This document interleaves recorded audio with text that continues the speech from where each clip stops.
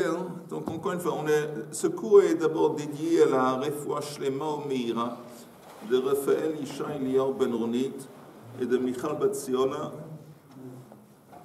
et de tout le...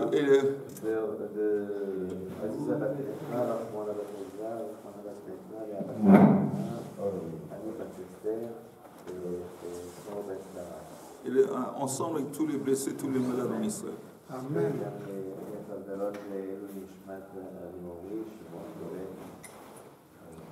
On avait parlé hier de la machloket entre Rabbanan et entre Rabbi Yossi dans la Mishnah en ce qui concerne Toldot Chama.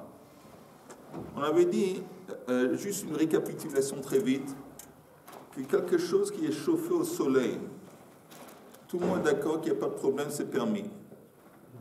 Permis de chauffer quelque chose au profil, quelque chose qui a été chauffé au soleil. Quelque chose qui a été chauffé par quelque chose qui a été chauffé par le feu. Ça s'appelle Toldot Ha'ur. Tout le monde est d'accord que c'est interdit. Et il y a une machloket dans la Mishnah en ce qui concerne Toldot Chama. Quelque chose qui a été chauffé par le soleil. On avait donné, la Mishnah a donné l'exemple d'un foulard qui a été chauffé par le soleil. Alors là, Rabbanan, ils interdisent de profiter de ça, de chauffer sur ça. Pourquoi?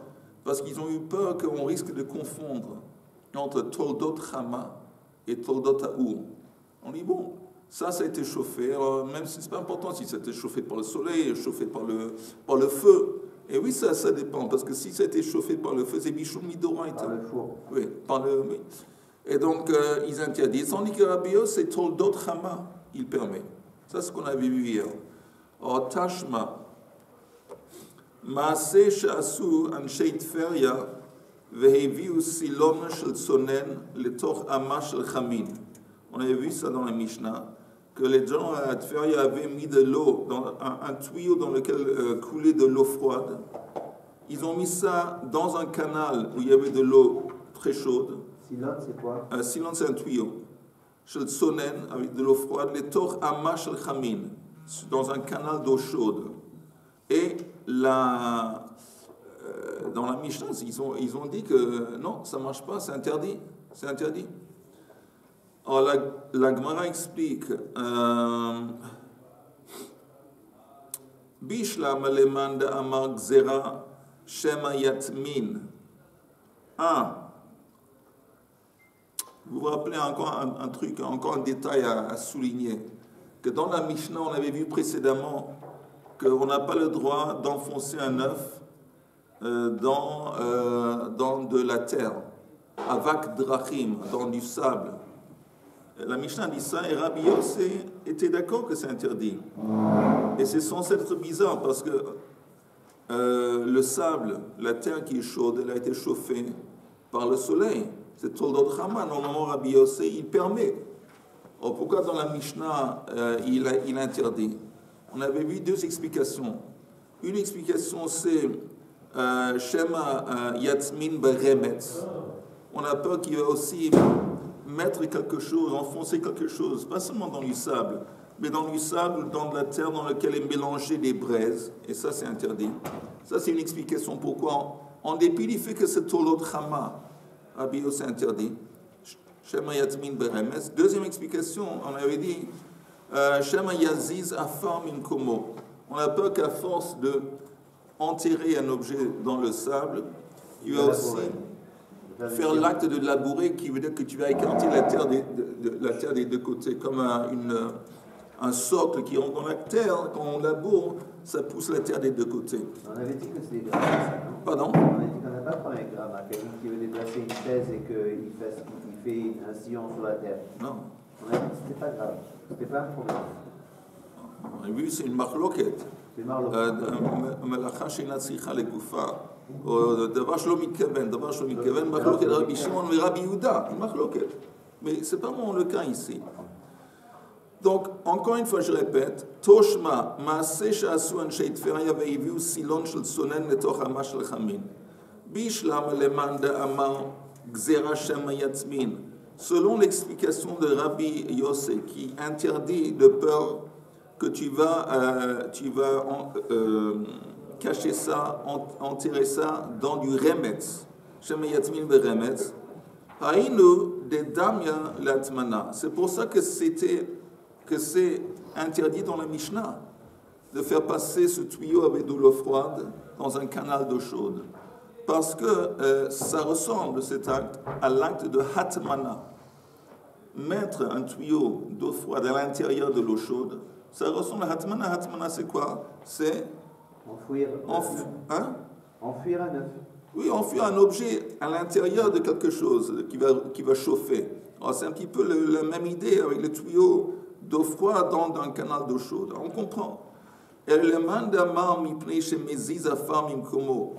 celui qui dit que Rabbi Yossi est dans la Mishnah, il est interdit d'enterrer un œuf dans le sable parce qu'on a peur qu'il va labourer, il va l'aziz afam imkomo. Alors le cas de figure du tuyau d'eau, il n'y a rien à voir avec la possibilité qu'il va bouger la terre. Là-bas, dans cet acte d'infiltrer, de faire entrer un tuyau avec de l'eau froide dans un canal d'eau chaude, il n'y a pas de terre à l'horizon, il n'y a pas de Shema Yaziz. Alors pourquoi Rabbi Yossi néanmoins dans la Mishnah, il est d'accord que c'est interdit? Pourquoi il n'intervient pas pour dire que c'est permis? C'est Toldot Chama. L'eau dans le canal, l'eau chaude, a été chauffée par le soleil. Alors la Gemara explique Misavrat Maaseh Tveria à Seifa Kai, à Reisha Kai. Qui te dit que le cas à la fin de la Mishnah, qui parle de l'eau, le tuyau et tout ça, c'est une continuation de la Seifa.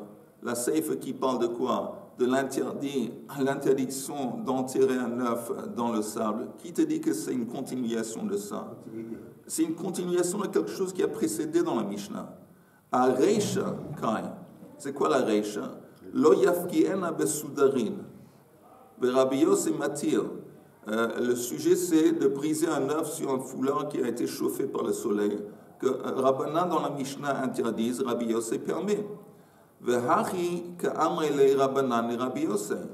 Et c'est pour ça que plus tard, Rabbanan, ils ont apporté ce cas de Tferia à Rabbi Yossi en tant que Kushia.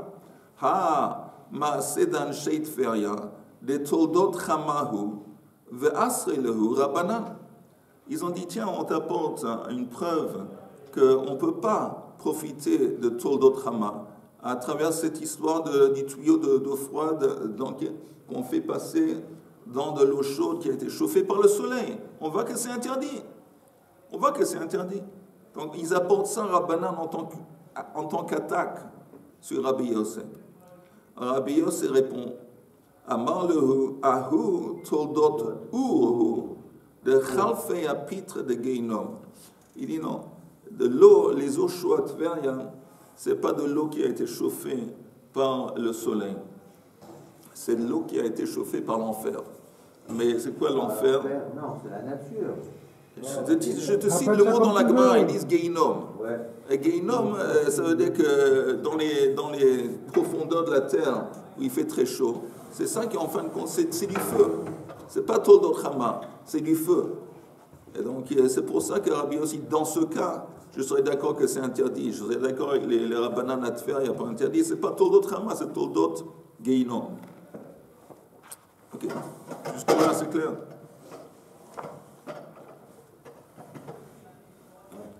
Amar Rav Chisda, on tourne la page.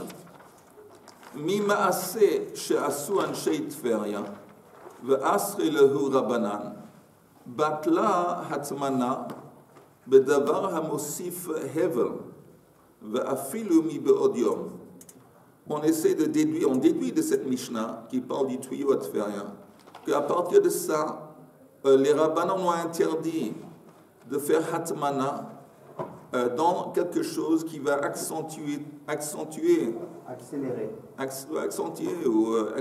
la chaleur, même la veille de Shabbat. Ça veut dire, on ne peut pas enterrer un objet dans quelque chose qui va augmenter la chaleur pendant le Shabbat. D'où on apprend ça? Justement du cas du tuyau. On met un tuyau, ce tuyau avec de l'eau froide qui coule à l'intérieur a été mis dans le canal d'eau chaude la veille de Shabbat. Et néanmoins, on voit que c'est interdit. Pourquoi? Parce que cette eau chaude dans le canal, c'est pas simplement que ça conserve la chaleur. Il y a hatmana, où on recouvre quelque chose simplement pour conserver la chaleur. Ça, c'est permis la veille de Shabbat.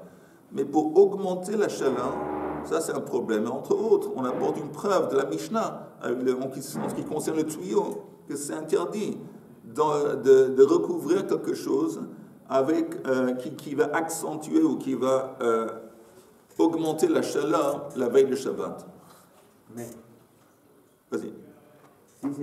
Si j'ai un doute shemesh qui me chauffe l'eau et que l'eau elle vient donc du soleil, c'est toldot shemesh. C'est toldot shemesh. Le tour toldot shemesh, j'ai le droit. Machloket, on a vu, Machloket Rabbanan et Rabbi Yossi. Rabbi Yossi, d'après Rabbi Yossi, j'ai le droit d'utiliser. Oui. Mais... Shabbat. D'après Rabbi Yossi, il dit que oui. Oui, d'après Rabbanan, ils disent que non. Afin de Amaoula, maintenant, Amaoula, halakha kan shay tferia. Lui, il dit, Oula, que la halakha, c'est comme les gens à Tferia qui ont introduit l'eau froide dans le canal. Que, apparemment, selon lui, ce serait permis. Qui ont utilisé le canal pour réchauffer l'eau. Amar le Rab Nachman, kfar tavrinhu an shay tferia le silunayu. Il dit, mais tu ne te rends pas compte, les gens à Tferia, ça fait longtemps qu'ils ont brisé le tuyau qu'ils ont utilisé précédemment. Ça veut dire quoi qu'ils ont brisé le tuyau? Ça veut dire qu'ils ont accepté que ce qu'ils ont fait, c'est interdit. Et la preuve, ils ont brisé. Ce n'est pas littéralement qu'ils ont brisé, mais ils ont arrêté d'utiliser ce tuyau parce qu'ils ont compris que c'est un problématique. Alors, comment là, tu peux dire que la halakha, c'est comme eux? Ça fait longtemps qu'eux-mêmes, ils ont arrêté de faire ce qu'ils faisaient avant. Oui, ça, c'est clair. On continue. Maaseh she'asu anshe Tferia. Et on avait dit, les Rabbanan à Tferia leur ont dit ce que vous faites, c'est pas bien. Et le statut de cette eau, c'est comme de l'eau qui a été chauffée pendant le Shabbat. Et donc on ne peut pas en profiter ni pour se baigner dedans, et ni pour boire. Tandis que si c'était pendant le Shabbat, mais cependant, Yom Tov, le même cas de figure de Yom Tov, on ne peut pas en profiter pour se baigner dedans, mais on peut en profiter pour boire cette eau, parce que Yom Tov, on a le droit de manger, de boire quelque chose qui a été chauffé le jour même de Yom Tov. Mais Shabbat, on ne peut pas. Alors, la Gemara demande, quand on dit se baigner, on parle de quoi exactement? Maaseh she'asu anshe Tferia, ma'i rechitza. Il est une rechitzat kol gufo. Si tu me dis, on parle de se baigner le corps entier, de mettre le corps entier dans de l'eau, se baigner le corps entier. Alors, on a un problème avec ça. Et la chamin shu chamu b'Shabbat, hu de asurin, ha chamin shu chamu me'erev Shabbat mutarin. Les Rabbanan à Tfer, ils ont dit que cette eau, elle a le statut d'une eau qui a été chauffée le jour même de Shabbat. Et donc, vous ne pouvez pas vous baigner. Mais même de l'eau qui a été chauffée la veille de Shabbat, on ne veut pas se baigner dedans. Quand on parle de se baigner, tremper tout le corps, baigner tout le corps. Pourquoi on précise? C'est comme si c'est de l'eau qui a été chauffée le Shabbat. Même de l'eau qui a été chauffée la veille, mais Erev Shabbat. Qu'est-ce que ça veut dire? Est-ce que tu veux dire par ça? Est-ce que ça laisserait entendre? On sait que c'est interdit. Et il y a une braïta qui dit de l'eau qui a été chauffée la veille de Shabbat. Les machar rochetz behen panav yadav veraglav. Avalo kol gufo. On a le droit le lendemain de profiter de cette eau seulement pour laver son visage, ses pieds, ses mains, mais pas le corps entier. Et la panav yadav veraglav. Ça, c'est la seule chose qui est permise, mais permise, pas le corps entier. Eima seifa. Pourquoi on fait une différence entre le corps et les parties du corps? J'ai le droit d'utiliser cette eau. Oui. Pas le droit. Pourquoi j'utilise? Si c'est pour une partie du corps, je peux. Si c'est tout le corps, il y a trop de Hana'a peut-être? Non, parce qu'avant, c'est une Gzirat Mechatsaot. Avant, au début, ils ont permis aux gens, Midorat, il n'y a pas de problème. Le Shabbat, de profiter d'eau chaude qui a été chauffée la veille de Shabbat, même de se baigner dedans. Prends une douche avec, je ne sais pas, il n'y a pas de problème. Mais ils ont vu que les gens ont commencé à aller dans des bains publics. Ils ont vu que les balanim, les gens qui s'occupaient des bains publics, ils brûlaient le feu, ils chauffaient le chaud. Pendant le Shabbat, ils montaient. Ils disaient non, ça a été chauffé la veille. Ils ont vu un phénomène social où les gens commencent, ils rentrent et ils vont au sauna où ils vont se baigner dans de l'eau chaude qui a été chauffée la veille. En fin de compte, les gens ils mentent, ça n'a pas été chauffé la veille. Donc ils ont les mêmes de l'eau qui a été chauffée. Mais ce qu'ils faisaient dans le bain public, c'est le corps entier. Donc c'est le corps entier qui a été ciblé. Mais laver les pieds, les pieds, les mains et le visage, il n'y a pas de problème. Parce que ce n'est pas un truc qu'ils faisaient dans les bains publics. Ce qu'ils faisaient dans le bain public, c'est le corps entier. Même avec de l'eau chauffée à Shabbat? Non. Non, les pieds... Non, c'est seulement autorisé de profiter de l'eau qui a été chauffée la veille de Shabbat si on l'utilise pour les mains, les pieds et le visage, mais pas le corps entier. Donc la Gemara dit, apparemment quand la Mishnah dit que cette eau qui a été introduite dans le tuyau, ça a le statut de l'eau qui a été chauffée le Shabbat. Et donc tu peux pas baigner avec. On dit, alors c'est quoi que tu peux pas baigner avec? Apparemment, c'est que tu peux pas baigner ton corps avec. Mais les pieds et les choses, tu pourrais. Elle a panav yadav et raglav. Alors il dit, si c'est comme ça, regardons la continuation de la Mishnah. Eima seifa. Beyom tov kechamin shu chamu beyom tov. Vasurin berechitsa. Vemutarin beshtia.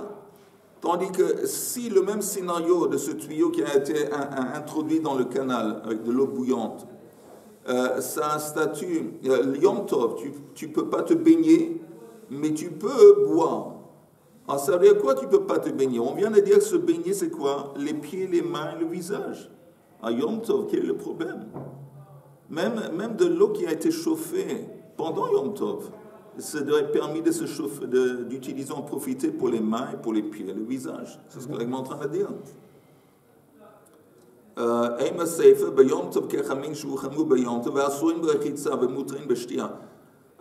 Si c'est comme ça que c'est interdit pour les pieds et les mains, c'est comme Beit Shammai. Leimetznan stama que Beit Shammai.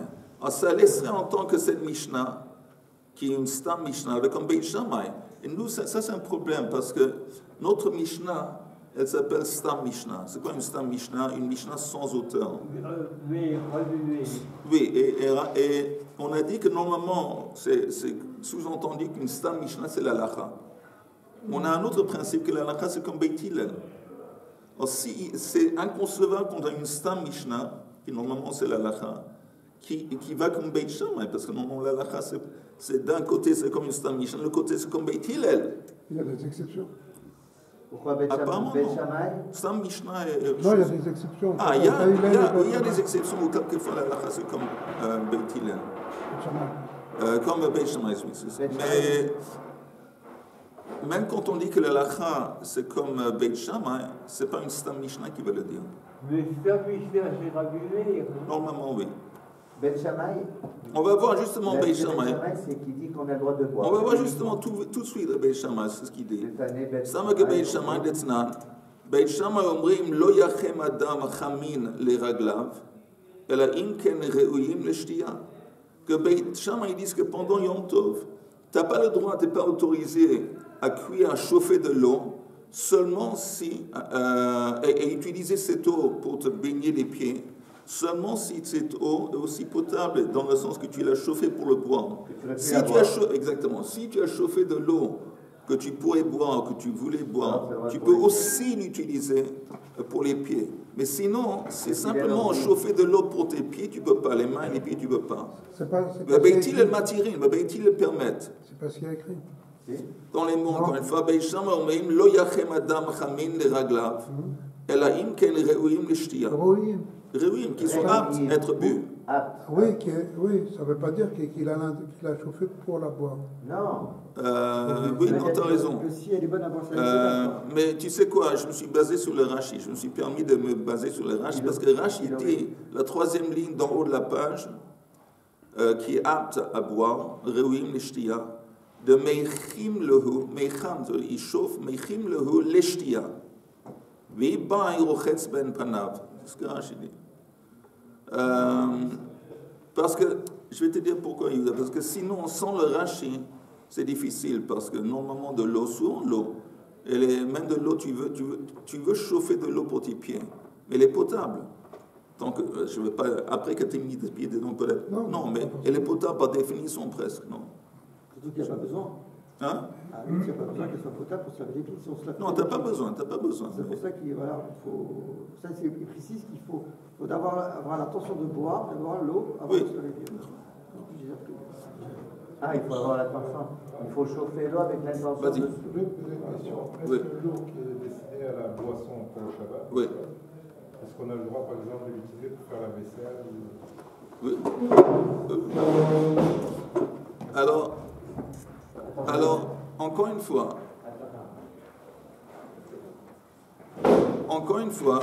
le problème suivant, que quand dans la Mishnah, les Rabbanan disent aux gens de ne faire rien, ce que vous faites, c'est interdit, et le statut de cette eau que vous avez chauffée dans le tuyau, c'est comme de l'eau qui a été chauffée pendant Shabbat, et donc vous pouvez ni vous baigner dedans, et ni le boire.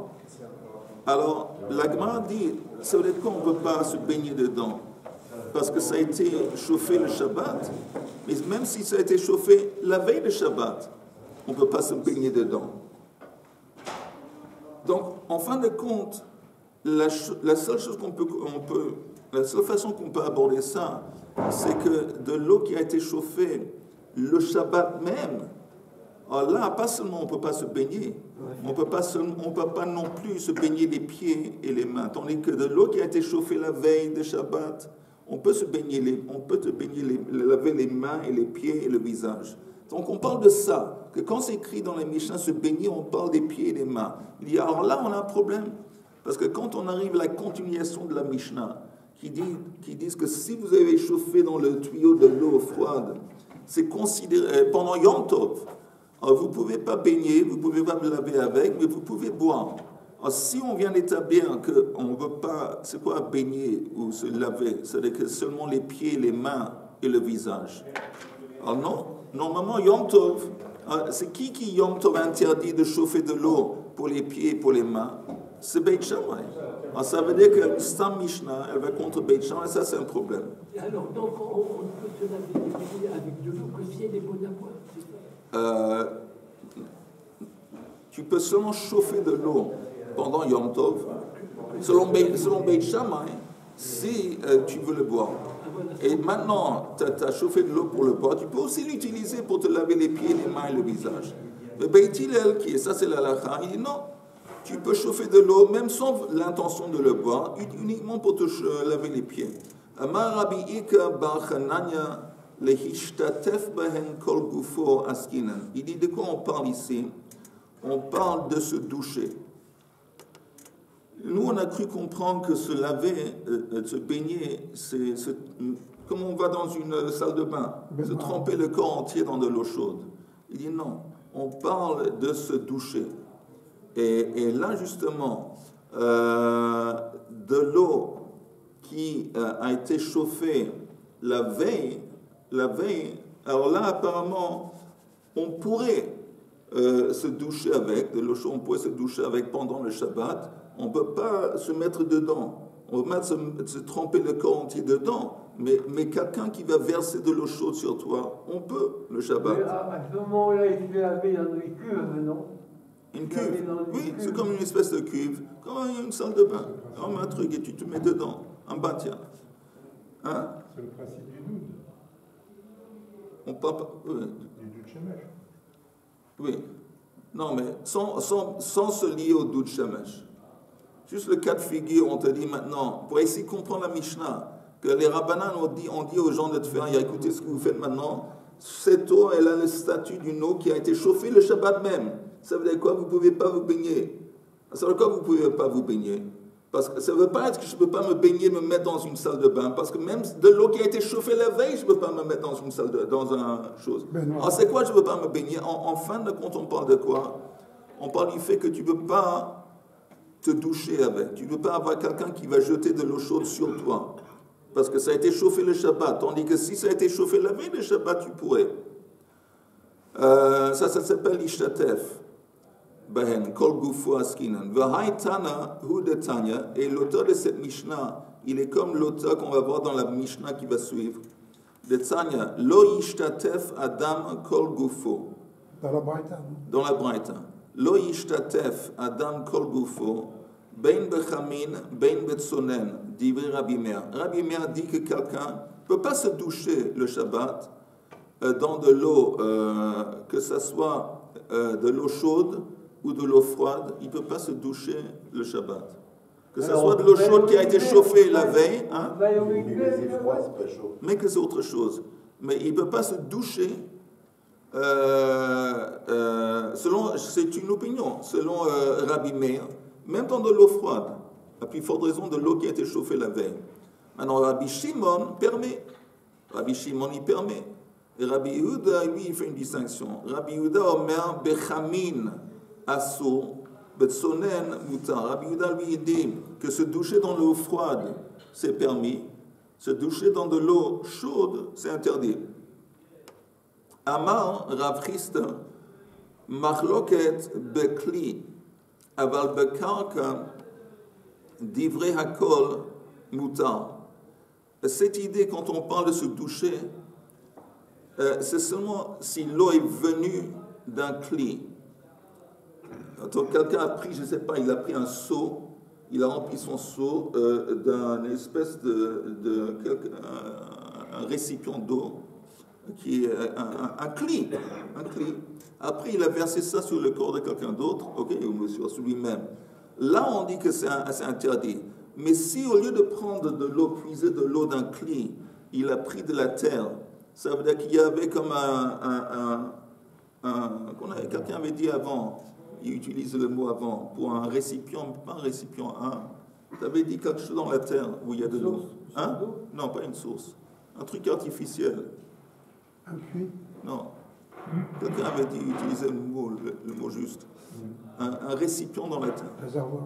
Ok. Une citerne. Une citerne, je ne sais pas, une citerne, un réservoir, quoi que ce soit. C'est un cli qui est dans la terre. Alors là, ce serait permis de se doucher avec. Pourquoi cette distinction entre un cli, prendre de l'eau d'un cli et le jeter dessus sur quelqu'un, ça, c'est interdit. Et prendre de l'eau d'un récipient dans la terre, ce serait parce que la différence est un cli, on comprend très bien que ce cli, s'il est chaud, c'est toldot ha'ur. C'est de l'eau à l'intérieur, elle a été chauffée par le feu. Tandis que de l'eau dans un récipient qui est fixé à la terre, alors ça n'a pas été chauffé par le feu, ça a été chauffé presque sûr par le soleil. Les gens ne vont pas penser que c'est toldot ha'ur. Même si c'est toldot ha'ur, ils ne vont pas penser que c'est toldot ha'ur. Sauf à Tveria. Sauf à Tveria. Où il y a le Guéhinam et tout ça. Donc, ça, c'est la distinction. Donc, il y a une précision ici. Que quand tu me dis qu'on n'a pas le droit de se doucher avec de l'eau, il y a une opinion qui dit qu'on a le droit de se doucher avec de l'eau qui a été chauffée la veille de Shabbat. On n'a pas le droit de se doucher de l'eau qui a été chauffée le Shabbat même. Pendant Shabbat. Ça, c'est seulement de l'eau qui provient d'un cli. L'eau chaude qui se trouve dans un cli. Aval bekar que divrei hakol mutar. Veha, Agma dit, mais attends, ha ma'aseh d'anshei Tveria, bekar kahava. Mais justement, le cas dans la Mishnah, d'entrée de la Mishnah avec Tveria, l'eau a été chauffée par le fait qu'on a introduit le tuyau dans un récipient, un canal qui était dans la terre. Et pourtant, c'est interdit. Et c'est pourtant interdit dans la Mishnah. Ve'asre lehu Rabbanan. Plutôt, si tu veux expliquer, c'est comme ça que tu dois enseigner. Machloket bekarka. Il y a une machloket si on peut utiliser l'eau qui a été chauffée dans un récipient qui est dans la terre, à l'intérieur de la terre. Il y aura une machloket. Aval bekli divrei hakol asur. Mais si l'eau a été chauffée, si l'eau chaude a été prise d'un cli qui se trouve au-dessus de la terre, là tout le monde serait d'accord que c'est interdit. Pourquoi tout le monde est d'accord que c'est interdit? Parce que c'est Toldot Ha'ur. Toldot Ha'ur. Ok. Amar Rabba Bar Bar Chana, Amar Rabbi Yochanan, Halacha que Rabbi Yehuda. Alors lui il dit, Rabba Bar Bar Chana, au nom de Rabbi Yochanan, que l'Halacha c'est comme Rabbi Yehuda. Qu'est-ce qu'il a dit Rabbi Yehuda? Qu'on a le droit de se doucher pendant le Shabbat avec de l'eau froide, mais pas avec de l'eau chaude. Et on parle de l'eau chaude, même de l'eau chaude qui a été chauffée la veille. Évidemment, de l'eau chaude qui a été chauffée le jour même, c'est interdit. Ok, ça c'est Rabbi Yehuda. Il dit la halakha c'est comme lui. Amar le Rabbi Yosef, befirush shemi alecha, o michlal shemi alecha. Est-ce que Rabbi Yochanan a entendu ça? Ou est-ce que toi tu as entendu que Rabbi Yochanan dit ça explicitement? Ça veut dire befirush. Est-ce que tu as entendu qu'il a dit ça explicitement? Ou est-ce que tu l'as déduit? Alors la Gemara dit ça de quoi que tu l'as déduit? Maï klala de Amar Rav Tanchum Amar Rabbi Yochanan. Parce qu'une fois Rav Tanchum a cité Rabbi Yochanan, Amar Rabbi Yanai, Amar Rebi. Kol makom shata motse shnaim chalukin ve'echad machia alachan kedivrei hamachia. N'importe où que tu trouves une dispute, un qui dit comme ça, il dit c'est permis, l'autre il dit que c'est interdit. Et il y a une troisième opinion qui vient et qui tranche, il va ou comme un ou comme l'autre, ça devient 2 contre 1. Alors quand tu vois ça, halakha que divrei hamachia. Alors il dit, Rabbi Yochanan qui dit que l'halakha c'est toujours comme l'opinion qui tranche. C'est normal. Apparemment oui, parce que ça devient le rov.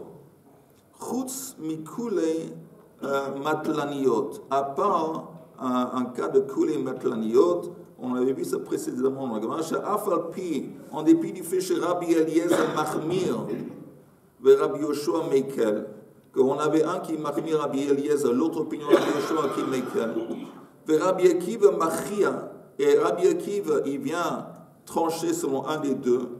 Néanmoins, dans ce cas, spécifiquement, exceptionnellement, l'halakha c'est pas comme Rabbi Akiva. Pourquoi? Chada de Rabbi Akiva Talmidhu. Premièrement, parce que Rabbi Akiva, il est le Talmid de Rabbi Yoshua, de Rabbi Eliezer. Il n'est pas en position, Rabbi Akiva, de trancher. Parce qu'il a un statut de Talmid vis-à-vis des 2 autres. Ce n'est pas considéré comme une opinion égale aux 2 autres. Et s'il a raison? Même s'il a raison. Il n'a pas l'autorité en tant que Talmid de trancher. Donc, il a le droit d'exprimer son opinion et de ne pas être d'accord avec quelqu'un et d'être d'accord avec quelqu'un d'autre. Mais la règle, automatiquement, la halakha c'est comme celui qui tranche. Ici, ça ne colle pas parce qu'ici, il est le Talmid. Il est Rabbi Yoshua, il était les maîtres de Rabbi Akiva. Apparemment. Rabbi Tarfon. Rabbi Eliezer aussi, apparemment aussi Rabbi Yoshua, c'est ce qui écrit ici. Je peux poser une question? Attends une seconde, là, Chaim. Rabbi Akiva on va Talmido. contredire A, mais je n'ai pas compris avant le B, je veux comprendre le A. Quel est le A que tu n'as pas compris? Là, quand on dit Karka, Aval Bekeli, livré à Kol Assour, il y a une marque loquette quand il s'agit de la terre. Mais je de la t'ai dit. terre, quand on veut réchauffer un aliment sur la terre. Non, mais je te dis, la tristesse de cette question. En fait, c'est l'eau. Non, La c'est tristesse l'eau. de cette question, c'est que c'est une question qui. Pourquoi c'est pas clair pour toi? C'est parce que je suis sorti. Exactement. Mais non, mais je suis revenu. Non, mais tu es revenu après. Non, je suis revenu. C'est ça qui est triste, c'est presque tragique, je dirais même tragique. Mais néanmoins, comme je suis un chic type, Je vais t'expliquer. Non, mais quand tu l'as lu, tu t'es déjà posé la question, je ne comprenais pas. Chaim, on te dit ici, on nous a dit qu'on a le droit. Je m'excuse à tout le monde qu'on fait un petit peu marche arrière, mais c'est pour. Non, moi non plus, je n'ai pas compris. Non, mais c'est pas. Non, mais Rav, j'étais là. Ok, alors, ok, pas pour le nom. Sans humour britannique, en parenthèse. Tu entends? Ouais. On te dit ici que de l'eau qui a été chauffée la veille de Shabbat, Oui. il y a une opinion qui dit que tu as le droit de te doucher avec pendant le Shabbat. D'accord. Il y a une opinion qui dit que tu n'as pas le droit de te doucher avec, et une opinion qui dit, Rabbi Akiva, qu'avec de l'eau chaude, tu ne peux pas, avec l'eau froide, tu peux te doucher. Et en Gemara dit, quand on dit que tu ne peux pas te doucher avec de l'eau chaude qui a été chauffée la veille de Shabbat, c'est seulement si cette eau chaude provient d'un cli. Le chaud d'auparavant était dans un cli, le type il a pris un seau et il a versé sur quelque chose. Ça c'est interdit parce que c'est toldot à our. Tandis que si tu as pris l'eau chaude, pas d'un cli mais de la terre, pas de la terre, d'une source? Non, pas d'une source. Tu l'as pris d'un récipient qui se trouve dans la terre. Un puits par exemple. Un puits par exemple, ou une citerne qui se trouve dans la terre. Oui. Ok. Alors là, tout le monde est d'accord que c'est permis. Tu as puisé, cette eau a été chauffée la veille de Shabbat. Tout le monde est d'accord parce que ce n'est pas toldot à our. Voilà, tout ça c'est en parenthèse. Mais pour retourner où on est maintenant, on a dit que la halakha. Alors, mais ma question, elle reste, qui est-ce qui a dit que, parce qu'on dit Marc Loquet, Bekarka, Moutar, et dans le... Et dans ce qui concerne, si tu as été pris un truc qui est dans la terre, tout le monde est d'accord que c'est Moutar. Tout le monde est d'accord. Tout le monde est d'accord que c'est Moutar. C'est qui tout le monde? Dans la Braït, on a vu trois opinions. On a vu Rabbi Meir qui interdit que ce soit de l'eau chaude ou de l'eau froide. Rabbi Shimon qui permet dans les deux cas. Et Rabbi Yehuda qui fait une distinction. Dans de l'eau chaude, tu ne peux pas te doucher avec. Dans de l'eau froide, tu peux. Maintenant, la Gemara dit, selon Rabbi Yochanan, que la halakha c'est comme Rabbi Akiva. Or, on demande, est-ce que quand tu dis que la halakha c'est comme Rabbi Akiva, est-ce que tu l'as entendu spécifiquement, explicitement dire que la halakha c'est comme Rabbi Akiva, ou est-ce que tu l'as entendu à travers d'une déduction? Qu'est-ce qu'il dit Rabbi Akiva? Alors, moi, j'ai toujours pensé que je mérite une médaille à cause du fait que je suis marié avec ma femme. Non, c'est pour réviser. Mais non, je vois que je mérite une médaille à cause du fait que je suis avec Chaim. Non, mais il n'y a pas Richard. Richard, il n'est pas là, alors. Voilà, tu as raison. La Shonara, c'est pas possible. C'est une compétition entre Richard et entre Chaim. Ok, c'est pas la Shonara, c'est sans humour, ça va. Mais, je crois que je vais couper au montage. Ok, alors, je m'excuse. Yom Kippur Bined, on dit que Rabbi Akiva ou Machia. Vous entendez? Je répète très vite les lignes et puis on finit. Oui, je répète encore une fois. Mar li Rabbi Yosef befirouch shemi alacha, o michlal shemi alacha. Ma michlal, c'est quoi la déduction que on pourrait faire de Rabbi Yochanan? De Mar Rav Tanuch Mar Rabbi Yochanan, Mar Rabbi Yanai, Amar Rebi, kol makom shata motze shnayim chalukin vechan machia, alacha kedivre machia. Quand il y a une marloquette, il y a une troisième opinion qui tranche comme une des deux, c'est toujours comme lui l'halakha. À part une exception, chutz mekulei matlaniot, she'af al pi Rabbi Eliezer machmiv Rabbi Yoshua mekel Rabbi Akiva machia. Alors dans ce cas, exceptionnellement, un halakha que dit machia. Pourquoi? Chad de Rabbi Akiva talmidou. Parce que Rabbi Akiva dans ce cas, c'est le talmid des deux, donc il ne peut pas vraiment trancher. Regardez la page suivante. Hadar be Rabbi Akiva le gabé de Rabbi Yoshua. En fin de compte, Rabbi Akiva, après, il a fait marche arrière et il a accepté, il a adopté l'opinion de Rabbi Yoshua. Donc c'est pour ça qu'on ne peut pas ici dire que la halakha c'est comme lui. Alors,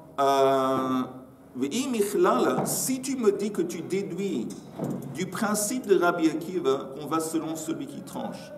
Quand Rabbi Akiva dit, vous entendez, quand Rabbi Akiva, lui, il dit que le Shabbat, on peut se doucher avec de l'eau froide et pas chaude. Et là, Rabbi Yochanan dit, c'est comme lui. Est-ce que ça veut dire c'est comme lui selon la règle qu'on va selon celui qui tranche?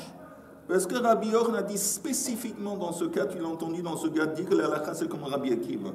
Parce que si tu dis que c'est selon la règle qu'on va selon celui qui tranche, il y a un problème.